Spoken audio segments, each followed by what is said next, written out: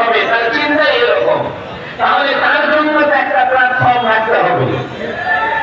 আর একজনের চিন্তা যে না সে একটু কোরআন হাদিস শিখে বিসিএসপি হবে, তার জন্য তো আলাদা ব্যবস্থা রাখতে হবে। আর একজনের চিন্তা না আমি বিসিএসপি হবো না, সারা জীবন ফেটার গবেষণা করবো, বড় মুফতি হবো, বড় মুহাদ্দিস হবো, কিতাব লিখে বড় আলিম হবো,